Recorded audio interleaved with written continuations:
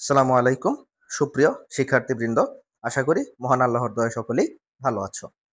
তো আমরা আজকে বীজগণিতের খুবই গুরুত্বপূর্ণ একটা বিষয়, শুধু বীজগণিত না, আমাদের গণিতের জন্য অতি প্রয়োজনীয় একটা বিষয়, এটা হচ্ছে মিডল ফ্যাক্টর।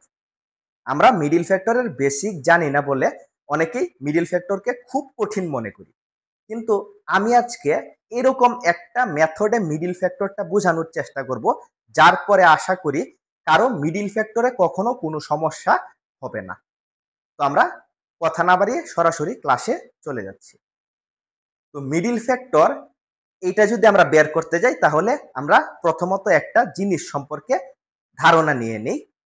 এই জিনিসটা সম্পর্কে ধারণা নিলে আমাদের জন্য মিডল ফ্যাক্টরের কাজটা করা অনেক সহজ হয়ে যাবে। তো এই জিনিসটা কি? এই জিনিসটার নাম হচ্ছে গুণনীয়ক। এখন গুণনীয়ক জিনিসটা কি? আমি গুণনীয়ক জিনিসটা সম্পর্কে প্রথমত একটু আলোচনা করে নিচ্ছি মিডল ফ্যাক্টরের অংশটা শুরু করার আগে, যেহেতু এটা মিডল ফ্যাক্টরের সাথে সরাসরি সম্পর্কযুক্ত, আর এটার জন্য মিডল ফ্যাক্টরের কাজটা অনেক সহজ হয়ে যায়। তাই আমি প্রথমত একটা সংখ্যার গুণনীয়ক কিভাবে বের করতে হয় এটা নিয়েই আলোচনা করছি। তো প্রথমত আমি গুণনীয়ক নিয়ে একটু কথা বলি, যে গুণনীয়ক কি। একটা সংখ্যাকে যেই সংখ্যা দ্বারা ভাগ করা যায়, ওই প্রত্যেকটা সংখ্যাই ওই সংখ্যার গুণনীয়ক। আমি একটু উদাহরণ দিয়ে ক্লিয়ার করে নিচ্ছি। মনে করো আমি যদি 20 কে ভাগ করি, তো 20 কে কোন সংখ্যা দ্বারা ভাগ করা যায়? 4 দ্বারা ভাগ করা যাবে। তাহলে আমরা বলতে পারি 4 হচ্ছে 20 এর গুণনীয়ক। তারপর 20 কে 5 দ্বারা ভাগ করা যাবে। তো এই ক্ষেত্রে আমরা বলতে পারি 20 যে সংখ্যাটা, এটার গুণনীয়ক আবার 5 ও আছে। তারপর 2 দিয়ে ভাগ করা যায়, তো আমরা বলতে পারি 20 এর গুণনীয়ক হিসেবে 2 ও ঠিক আছে। তারপর 10 দিয়েও ভাগ করা যায়, তার মানে 20 এর গুণনীয়ক হিসেবে 10 ও কিন্তু আসে। তারপর 1 দ্বারা যে কোনো সংখ্যাকে ভাগ করা যায়, তো আমরা বলতে পারি 20 এর গুণনীয়ক হিসেবে 1 ও আছে। তারপর 20 দিয়ে 20 কে ভাগ করা যায়, তাহলে 20 ও 20 এর গুণনীয়ক। অর্থাৎ একটা সংখ্যাকে যেই কয়টা সংখ্যা দ্বারা ভাগ করা যাবে, প্রত্যেকটা সংখ্যাই ওই সংখ্যার গুণনীয়ক। আমি আশা করি বিষয়টা বুঝতে পেরেছো। যদি তারপরেও কারো কোনো ডাউট থাকে, তাহলে আরেকটু টেনে দেখে নিতে পারো। আর এরপরেও কোনো ডাউট থাকলে আমি বিষয়টা আরেকটু ভালোভাবে বুঝিয়ে দিব পরবর্তীতে। এখন আমি 48 নামক একটা সংখ্যার গুণনীয়ক কিভাবে সহজে বের করা যায়, এটার টেকনিক নিয়ে আলোচনা করছি। আমরা যদি সিরিয়াল ওয়াইজ এই গুণনীয়কগুলা বের করি, তাহলে আমাদের গুণনীয়কে কোনো সমস্যা থাকবে না, এবং আমরা প্রপারলি সবগুলা গুণনীয়ক বের করতে পারবো, একটা গুণনীয়কও মিস হবে না। এবং এই মেথডে গুণনীয়ক শিখলে আমাদের আর কখনো গুণনীয়ক নিয়ে কোনো সমস্যাই থাকবে না। তো গুণনীয়ক বের করতে গেলে আমি প্রথমত শুরু করব 1 থেকে, কারণ আমরা জানি 1 দ্বারা যে কোনো সংখ্যাকে ভাগ করা যায়। তো আমি প্রথমত 1 থেকে শুরু করলাম, একবার সিরিয়াল 1 থেকে শুরু করব আমরা গুণনীয়ক বের করতে গেলে। তো আমি 1 থেকে শুরু করলাম। তো 1 দিয়ে 48 কে কয়বার ভাগ করা যায়? 48 বার। তাই আমি 1 এর সাথে গুণ অবস্থায় লিখে দিলাম 48। এইখানে লিখেছি কত দিয়ে ভাগ করছি, আর এখানে ভাগ করার পর ভাগফল যত হলো অত রেখে দিলাম আমরা। তো 1 দিয়ে 48 কে ভাগ করলে 48 বার ভাগ যায়। তো আমি 1 দেখলাম, তারপর 1 এর পর কোন সংখ্যা? 2। এখন আমি দেখবো 48 কে 2 দ্বারা ভাগ করা যায় কিনা। তো আমরা দেখলাম 48 কে 2 দ্বারা ভাগ করা যায় 24 বার। তো এই ক্ষেত্রে আমি লিখে দিলাম 2 গুণ 24। এখানে ছোট সংখ্যাগুলো আর এখানে বড় সংখ্যাগুলো আমি সিরিয়ালে লিখবো, তাহলে আমাদের জন্য বিষয়টা সহজ হবে। তো 2 দেখলাম, তারপর আসে 3। 3 দিয়ে 48 কে ভাগ করা যায়, 3 দিয়ে 48 কে ভাগ করলে হয় 16। তো 3 দিয়েও ভাগ করে ফেললাম। তার পরবর্তীতে আমরা দেখব 3 এর পরে 4, 4 দিয়েও ভাগ করা যায়, 4 দিয়ে ভাগ করলে आंसर আসে 12। তারপর আমরা দেখব 4 এর পরের সংখ্যা, অর্থাৎ 5 দিয়ে ভাগ করা যায় কিনা। 48 কে 5 দিয়ে ভাগ করা যায় না। তারপর আমি যাব 6 এ। তো 48 কে 6 দ্বারা ভাগ করা যায়, এবং 6 দ্বারা 48 কে ভাগ করলে এটার आंसर হয় 8। এই সিরিয়ালে কিন্তু ছোট সংখ্যাগুলো রাখবো। তো 6 এর পর আমি এখন ভাগ দেব 7 দিয়ে। 7 দিয়ে 48 কে ভাগ করা যায় না, তারপর আমি ভাগ করব 8 দিয়ে। এখন এখানেই কিন্তু একটা বিষয়, যে আমি 8 দিয়ে যে ভাগ করব, 8 এর যে সংখ্যাটা এটা কিন্তু বড় সংখ্যার সাথে মিলে যাচ্ছে। আমি কিন্তু বলেছি এই পাশে আমরা ছোট সংখ্যাগুলা রাখবো, আর ওই পাশে রাখবো ভাগ করলে রেজাল্টটা যত আসে এত। তো সিরিয়ালে এই পাশে ছোট সংখ্যা রাখার পর যদি আমরা দেখি যে সংখ্যা দিয়ে ভাগ করছি এই সংখ্যাটা ওই পাশের সংখ্যার সমান, অর্থাৎ বড় সংখ্যার সমান, তাহলে আমি বুঝে নেব যে আমার গুণনীয়ক বের করার কাজ শেষ। যখনই দেখব যে এই দিকের সংখ্যা ওই দিকের সংখ্যার সমান হয়ে গেছে, তখনই আমার গুণনীয়ক করা শেষ। তো 7-এর পরে 8 আসছে, এখন 8 তো ডান পাশের সংখ্যার সমান, অর্থাৎ বড় সংখ্যার সমান, তাই আমি বলবো আমার গুণনীয়ক বের করা শেষ। তো 48-এর গুণনীয়ক হিসেবে আমরা এই সবগুলাকেই পাচ্ছি। এই পাশে থাকছে ছোট সংখ্যা এবং এই পাশে থাকছে ভাগফল। তো মিডিল ফ্যাক্টরের জন্য খুবই গুরুত্বপূর্ণ বিষয়টা ছিল এই গুণনীয়ক বের করা। এখন এই গুণনীয়কের সাহায্যে আমরা মিডিল ফ্যাক্টর কিভাবে খুব সহজে করে ফেলতে পারি এই জিনিসটা একটু আলোচনা করব। এখন আমরা দেখব মিডিল ফ্যাক্টরের প্রসেসটা কিভাবে করা যায়। তো আমি প্রথমত এখানে একটা রাশি লিখেছি, রাশির মধ্যে আছে P square plus 16p plus 48। আমরা এই রাশিটার মিডিল ফ্যাক্টর করতে যাচ্ছি। সাধারণত এই ধরনের যদি কোনো রাশি থাকে তাহলে আমরা এটার মিডিল ফ্যাক্টর করব, অর্থাৎ চলকের উপরে পাওয়ার থাকতে পারে 2 1 0, অথবা এরকম হতে পারে 4 2 0, অথবা হতে পারে 8 4 0। এরকম আকারে যদি আমরা কখনো কোনো রাশি পাই তাহলে ওইটার আমরা মিডিল ফ্যাক্টর করব। এখন মিডিল ফ্যাক্টরটা আমরা কিভাবে করব? সাধারণত মিডিল ফ্যাক্টরটা নির্ভর করবে শেষের যে পদ আছে ওইটার আগের চিহ্নের উপর ভিত্তি করে। আমরা সর্বশেষ যে পদটা লিখলাম 48, এইটার আগের চিহ্নটা যদি লক্ষ্য করি তাহলে আমরা পাই প্লাস।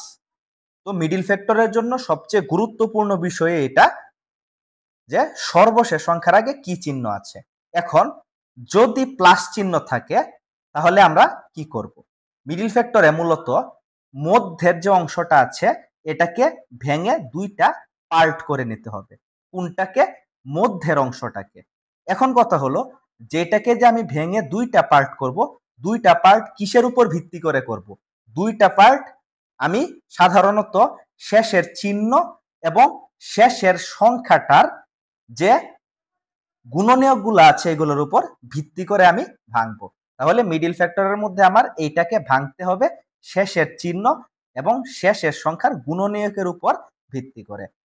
প্রথমত শেষের সংখ্যা প্লাস আছে, তাই শেষের সংখ্যাকে ভেঙে আমরা যে গুণনীয়কগুলা পেলাম এই জোড়াগুলা থেকে আমরা দেখব কোন জোড়াকে যোগ করলে আমরা 16 পাই।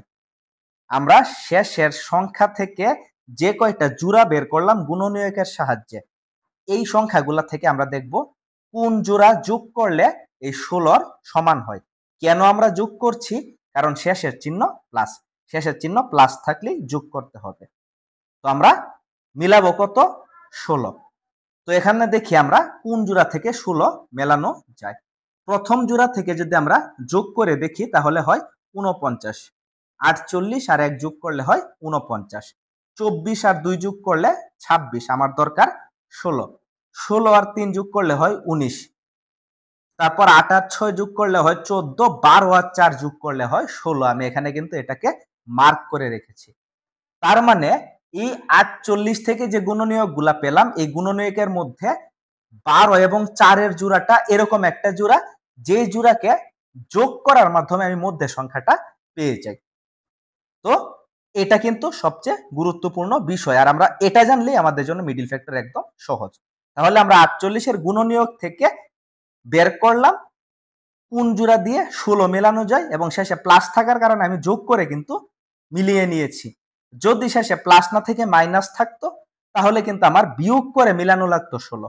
শেষে প্লাস থাকলে জোড়াগুলাকে যোগ করে মাঝখানেরটা মিলাতে হবে, আর যদি শেষে মাইনাস চিহ্ন থাকে তাহলে ওই জোড়াগুলা থেকে বিয়োগ করে মাঝখানের সংখ্যাটাকে মিলাতে হবে। এইটাই মিডিল ফ্যাক্টরের মেইন ফ্যাক্ট। তো আমি পি স্কোয়ারটাকে লিখলাম, প্লাসের জায়গায় প্লাস টানলাম। এখন আমরা কাকে ভেঙেছি? 16কে। 16কে ভেঙে আমরা কি কি পেয়েছিলাম? 12 আর 4। আমরা 12 এবং 4 যোগ অবস্থায় ব্র্যাকেটের ভিতর রেখেছি। মিডিল ফ্যাক্টরের মধ্যে এই ব্র্যাকেটটা ব্যবহার করলে আমাদের জন্য সুবিধা হয়। তো 16কে ভাঙলাম 12 প্লাস 4 দিয়ে, সাথে আমি পিটাকে লিখে দিলাম, আর বাকি কোনো জায়গায় কোনো পরিবর্তন করিনি। তাহলে আমি এই অংশে এসে শুধু 16কে ব্র্যাকেটের মধ্যে ভেঙে লিখে দিলাম 12 প্লাস 4। এখন আমরা কি করব, এই অংশটা গুণ করব। 12 প্লাস 4-এর সাথে আমি গুণ করব পি কে। তো 12-র সাথে পি গুণ করলে হয় 12 পি, আর 4-এর সাথে যদি আমরা পি গুণ করি তাহলে হয় 4 পি। তো 12 পি এবং 4 পি আমরা যে লিখলাম, এদের আগে কি চিহ্ন দিব? আমরা দেখি ব্র্যাকেটের আগে কি চিহ্ন আছে। ব্র্যাকেটের আগে চিহ্ন আছে প্লাস। যদি ব্র্যাকেটের আগে প্লাস চিহ্ন থাকে তাহলে ব্র্যাকেট তোলার সময় অর্থাৎ গুণ করার সময় ব্র্যাকেটের ভিতরের যে চিহ্নগুলো আছে কোনো চিহ্নের কোনো পরিবর্তন ঘটবে না। যেমন 12-র আগে প্লাস চিহ্ন প্লাসেই কিন্তু আছে, 4-এর আগে প্লাস এটাও কিন্তু প্লাসেই আছে, কারণ ব্র্যাকেটের আগে প্লাস চিহ্ন। তাহলে আমরা পেলাম যে ব্র্যাকেট তোলার সময় বা গুণ করার সময় ব্র্যাকেটের সামনে যদি প্লাস চিহ্ন থাকে তাহলে ব্র্যাকেট তোলার সময় চিহ্নের উপর কোনো পরিবর্তন আসবে না। আমি কিন্তু পি এর সাথে 12 এবং পি এর সাথে 4-কে গুণ করে এই অংশটা পেলাম। তো মিডিল ফ্যাক্টরে এই অংশটা করার পর আমাদের কি করতে হবে?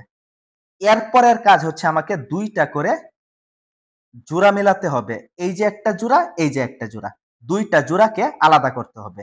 মিডিল ফ্যাক্টরের যে রাশিটা এটাকে ভাঙার পর আমাকে 2টা জোড়া নির্বাচন করতে হবে।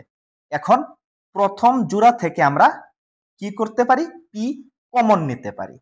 আমরা প্রথম জোড়ার মধ্যে কিন্তু পি 2 জায়গায় পাচ্ছি, তো আমরা এই ক্ষেত্রে কিন্তু পি কমন নিতে পারি। পি যদি আমরা কমন নিই তাহলে একটা ব্র্যাকেট দিয়ে বাকি অংশগুলা লিখে নিচ্ছি। 2টা অংশ থেকে পি কমন নিলাম, কমন নেওয়ার পর একটা ব্র্যাকেট শুরু করতে হবে, তারপর লিখতে হবে কমন নেওয়ার পর বাকি যা থাকছে তা।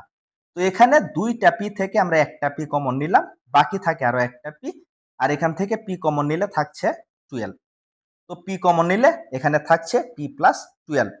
আমি কমন নেওয়ার বিষয়টা এতটা লম্বা করছি না, এটা যেহেতু আলাদা একটা বিষয় এটাকে আমি এখানে আর বড় করে বুঝাচ্ছি না। যদি ওইটা বুঝাতে হয় তাহলে ওইটা আমি আলাদা করে বুঝানোর চেষ্টা করব। এখন আমি আপাতত এটা সংক্ষেপে বুঝাচ্ছি কমনের বিষয়টা। যদি কারো প্রয়োজন হয় তাহলে অবশ্যই আমাকে জানাবেন। তারপর এই জোড়া থেকে কমন নেব।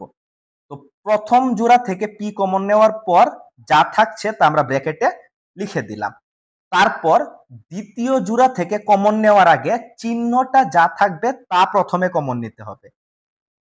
যদি এখানে প্লাস চিহ্নের জায়গায় মাইনাস চিহ্ন থাকতো তাহলে আমি প্রথমত মাইনাস চিহ্নটাই কমন নিতাম। তো দ্বিতীয় কমন নেওয়ার সময় আমরা দেখব যে চিহ্নটা কি আছে। তো আমরা পেলাম এখানে দ্বিতীয় অংশের মধ্যে কমন নেওয়ার আগে এখানে প্লাস চিহ্ন আছে, তাই আমি প্লাস কমন নিলাম। তারপর এই 2টা থেকে কমন নেওয়ার পালা। তো এই 2টা অংশ থেকে কি কমন নেওয়া যায়? আমরা একটা জিনিস মনে রাখবো, কমন নেওয়া মানে হচ্ছে ভাগ করা। তো 4p এবং 48 এই 2টা অংশ থেকে অক্ষর কমন নেওয়া যায় না, তবে একই সংখ্যা দ্বারা 2টাকেই ভাগ করা যায়, আর ওই সংখ্যাটা হচ্ছে 4। 4 দিয়ে 4কেও ভাগ করা যায়, 4 দিয়ে 48কেও ভাগ করা যায়। তো আমি অনায়াসে বলে দিতে পারি যে এই 2টা অংশ থেকে 4 কমন নেওয়া যায়। কেন? কারণ 4 দিয়ে উভয় অংশকেই ভাগ করা যায়। তো আমি এখানে 4 কমন নিলাম। কমন মানেই ভাগ, এটা মনে রাখতে হবে। তারপর 4 কমন নেওয়ার পর এখানে থাকছে পি, যেহেতু প্লাস কমন নিলাম চিহ্নের পরিবর্তন ঘটবে না, প্লাস প্লাসই থাকছে, প্লাস কমন নিলে চিহ্নের পরিবর্তন হয় না। তারপর 48 থেকে আমি কমন নিলাম 4। তো কমন মানে আমি বলেছিলাম ভাগ করা, যেহেতু 4 কমন নেওয়া হয়ে গেছে 48 থেকে, তাই আমি 48কে 4 দ্বারা ভাগ করব। 48কে 4 দ্বারা ভাগ করলে রেজাল্ট আসে 12। তো আমি বলতে পারি এখান থেকে 4 কমন নিলে থাকছে পি প্লাস 12। আবার আমরা যদি লক্ষ্য করি তাহলে এখানে পি প্লাস 12 আছে, এখানেও পি প্লাস 12 আছে, অর্থাৎ কমন নেওয়ার পর আবার এই অংশ থেকে কমন পড়ে পি প্লাস 12। আমি লিখলাম পি প্লাস 12। কমন নেওয়ার পর কি বাকি থাকে? এখানে থাকছে পি আর এখানে থাকছে প্লাস 4, এটা আমি ব্র্যাকেটের মধ্যে লিখে দিলাম। তো কমন নিলাম এই 2টা অংশ থেকে পি প্লাস 12, কমন নেওয়ার পর থাকছে পি প্লাস 4। তো আমরা কিন্তু খুব সহজেই এই বিষয়টা করে ফেললাম। জাস্ট এই মেথডটা যদি কেউ ভালো করে পারে তাহলে তার জন্য মিডিল ফ্যাক্টর কোনো ম্যাটার না। তো এখন আমরা আরেকটা অঙ্ক করেছি, এটার দিকে একটু ফোকাস করি। এখন দেখো এখানে সর্বশেষ চিহ্ন, আমি প্রথমত 48কে ভেঙে এই জায়গায় রেখেছিলাম। এখন সর্বশেষ সংখ্যার আগে চিহ্ন কি আছে? প্লাস। তার মানে আমার 48-এর গুণনীয়ক থেকে প্লাস করার মাধ্যমে মাঝখানের যে 16টা আছে এই 16টা মিলাতে হবে। তো আগের মতোই 12 আর 4, তবে এখন কিন্তু ব্র্যাকেটের আগে মাইনাস চিহ্ন আছে, মাইনাস চিহ্নটাই রাখতে হবে। আগে প্লাস চিহ্ন ছিল তাই আমি ব্র্যাকেটের আগে প্লাস চিহ্ন দিয়েছি, এখন মাইনাস চিহ্ন থাকার কারণে আমি ব্র্যাকেটের আগে মাইনাস চিহ্ন দিয়ে নিলাম। তারপর সেম প্রসেস, 12 আর 4 যোগ করলাম, সাথে পি প্লাস 48। আগে ব্র্যাকেটের আগে প্লাস চিহ্ন ছিল তাই চিহ্নের উপর কোনো প্রভাব পড়েনি, কিন্তু এখন যে আমরা এই ব্র্যাকেটটা তুলবো তার আগের চিহ্নটা যদি লক্ষ্য করি তাহলে আমরা পাই মাইনাস চিহ্ন। আর আমরা জানি ব্র্যাকেটের সামনে মাইনাস থাকলে গুণ করার সময় বা ব্র্যাকেট তোলার সময় চিহ্নের পরিবর্তন ঘটাতেই হবে, চিহ্নের পরিবর্তন হবে, এরকম না যে মাইনাস আসবে, মূলত চিহ্নের পরিবর্তন আসবে, অর্থাৎ প্লাস থাকলে মাইনাস, মাইনাস থাকলে প্লাস। তো 12 এর আগে চিহ্ন যদি আমরা দেখি ব্র্যাকেটের ভিতরে কোনো চিহ্ন নেই, তার মানে প্লাস, এটা পরিবর্তিত হয়ে গেছে মাইনাস। তারপর 4 এর আগে প্লাস ছিল, এটা হয়ে গেছে মাইনাস, সাথে যেহেতু পি এর সাথে গুণ হচ্ছে তাই পি দুইটার সাথেই থেকে যাচ্ছে। তারপর সর্বশেষ অংশে থাকছে 48। তো আমি ব্র্যাকেটের সামনে মাইনাস থাকার কারণে ব্র্যাকেট তোলার সময় চিহ্নের পরিবর্তন ঘটালাম, সাথে আমি পি লিখে দিলাম। এখন আমরা কমন নিব, এখান থেকে পি কমন নিলে থাকছে পি মাইনাস 12। এই দ্বিতীয় অংশ কমন নেওয়ার আগে চিহ্ন আছে মাইনাস, তাই আমি কি করলাম, প্রথমত মাইনাসটা কমন নিলাম। যদি মাইনাসটা কমন নেই তাহলে এই ক্ষেত্রে আমরা 4ও তো কমন নিচ্ছি, তবে মাইনাসটা কমন নেওয়ার কারণে আমরা যে কমন নেওয়ার পর মানগুলা লিখলাম এগুলা কিন্তু চিহ্ন পরিবর্তন করে লিখতে হবে। মনে রাখতে হবে, যদি কমন নেওয়ার আগে মাইনাস চিহ্ন থাকে তাহলে অবশ্যই আমরা কমনের ভিতরে যে সংখ্যাগুলা লিখবো এগুলার চিহ্ন পরিবর্তন করে লিখবো। যেমন -4p ছিল, 4 কমন নেওয়ার পর পি থাকছে, মাইনাসটা পরিবর্তিত হয়ে প্লাস হয়ে গিয়েছে, আর এই প্লাসটা মাইনাস হয়ে গিয়েছে। মাইনাস কমন নেওয়ার কারণে চিহ্নে এই তারতম্য ঘটেছে, আমরা চিহ্নগুলো পরিবর্তন করে দিয়েছি। তারপর পি মাইনাস 12 আবার কমন যাচ্ছে, আর বাকি থাকছে কত? P minus 4। এটাকে আমরা ব্র্যাকেটের ভিতর লিখে দিলাম। তো আমরা কিন্তু খুব সুন্দরভাবে এই দুইটা অঙ্ক অনায়াসে করে ফেললাম। তো এরকম ভাবে আমরা এখন যে কোনো টাইপের মিডিল ফ্যাক্টর করে ফেলতে পারবো। এখন আমি সর্বশেষ আর একটা মাইনাসের উদাহরণ দিয়ে আজকের ক্লাসটা শেষ করার চেষ্টা করব। আমরা সর্বশেষ একটা উদাহরণ দিয়ে শেষ করতে যাচ্ছি। এখানে আমি রাশিটা লিখলাম এরকম, x square minus 8x minus 128। আমরা এই রাশিকে মিডিল ফ্যাক্টর করব। তো আমরা জানি মিডিল ফ্যাক্টর করতে গেলে আমাদের প্রথম কাজটা হচ্ছে সর্বশেষ যে পদ আছে ওই পদের গুণনীয়কগুলা বের করে নেওয়া। যেহেতু আমি এইটার মিডিল ফ্যাক্টর করছি, এটা সর্বশেষ পদ 128, 128কে প্রথমত আমরা গুণনীয়ক আকারে প্রকাশ করব। তো 128কে গুণনীয়ক আকারে প্রকাশ করলে 1 থেকে শুরু করি, 1 দিয়ে 128কে 128 বার ভাগ করা যায়। তারপর আমরা সিরিয়ালে 2 দিয়ে 64 বার, 3 দিয়ে ভাগ করা যায় না, 4 দিয়ে 32 বার, 5, 6, 7 দিয়ে ভাগ করা যায় না, 8 দিয়ে 16 বার, তারপর 9, 10, 11, 12, 13, 14, 15 কোনো সংখ্যা দিয়ে ভাগ করা যায় না, 16 দিয়ে ভাগ করা যায়, কিন্তু 16 সংখ্যাটা তো অলরেডি আমরা লিখে ফেলেছি বা ডান পাশের সংখ্যার সমান, তাই আমরা বলতে পারি 128-এর গুণনীয়ক আকারে এইগুলাকেই পাওয়া যায়। তো আমি প্রথমত সর্বশেষ সংখ্যার গুণনীয়ক বের করলাম। তারপর কাজটা কি? কাজ হচ্ছে এই গুণনীয়কগুলা থেকে আমরা বের করব শেষের চিহ্নের উপর ভিত্তি করে।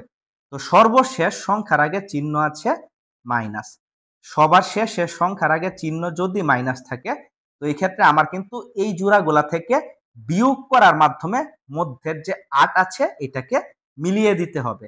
তো আমি প্রথম জোড়ার দিকে দেখলে মিলে না, দ্বিতীয় জোড়ার দিকে দেখলে মিলে না, এটার দিকে যদি আমরা দেখি তাহলেও কিন্তু 8 মিলে না, বিয়োগ করার মাধ্যমে এই জোড়া থেকে কিন্তু আমরা 8 পাই। 16 থেকে 8 বিয়োগ করলে হচ্ছে 8। তো আমরা মাইনাস চিহ্ন রাখলাম, এই 8কে ভেঙে লিখলাম 16, -8 সাথে লিখে দিলাম এক্স, তারপর বাকি প্রসেস তো আমরা যেভাবে বললাম এভাবেই। তো আমরা কিন্তু শেষের চিহ্নের উপর ভিত্তি করে এবং শেষের সংখ্যার গুণনীয়ক বের করার মাধ্যমে আমরা খুব সহজে যে কোনো সংখ্যার মিডিল ফ্যাক্টর বের করতে পারি। যদি এই ক্লাসটা কেউ ভালো করে বুঝো, আশা করি মিডিল ফ্যাক্টর নিয়ে যাদের সমস্যা ছিল এদের সমস্যা একদম শেষ হয়ে যাওয়ার কথা। তারপরেও যদি মিডিল ফ্যাক্টর করতে গিয়ে কারো কখনো কোনো জায়গায় সমস্যা হয় বা আটকে যাও, এটা অবশ্যই আমাকে কমেন্ট বক্সে জানানো হলে আমি এটার অনুযায়ী পদক্ষেপ নেওয়ার চেষ্টা করব। আমি আরো ভালোভাবে বিষয়টা বোঝানোর চেষ্টা করব যদি কারো কোনো জায়গায় সমস্যা হয়।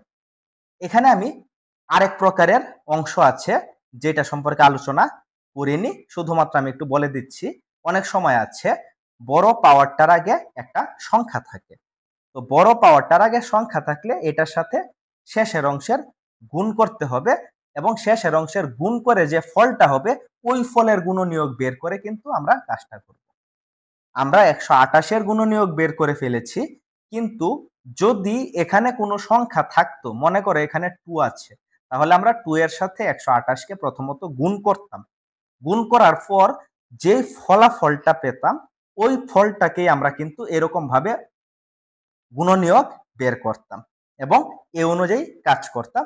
তবে সংখ্যা হিসেবে কিন্তু এটাই থাকতো, শুধু এই জায়গাটা পরিবর্তন হয়ে যেত গুণনীয়কের ক্ষেত্রে, আর কোনো জায়গায় কোনো পরিবর্তন হতো না। যদি ওইটা নিয়েও আলাদা করে কেউ ভিডিও চাও তাহলে ওইটা আমি দেওয়ার চেষ্টা করব। তো আজকে আপাতত আমি এখানেই শেষ করছি, যেহেতু ক্লাসটা বেশি লম্বা হয়ে যাচ্ছে তাই আমি বিষয়টাকে আর এগোলাম না, এখানে আমি শেষ করতে যাচ্ছি। যদি এই বিষয়গুলো নিয়ে কারো কোনো ডাউট থাকে অবশ্যই আমাকে জানাবেন। আমি বিষয়গুলা আরো কিভাবে সহজে উত্থাপন করা যায় এটার চেষ্টা করব। যদি একান্ত সমস্যা বেশি থাকে তাহলে আমি আপনাদের অনলাইনে ক্লাস করারও ব্যবস্থা করব। তো আজকের মতো আমি আপাতত এখানেই ক্লাসটাকে শেষ করছি। সবার সুস্থতা কামনা করছি, সবাই ভালো থাকবেন। আসসালামু আলাইকুম।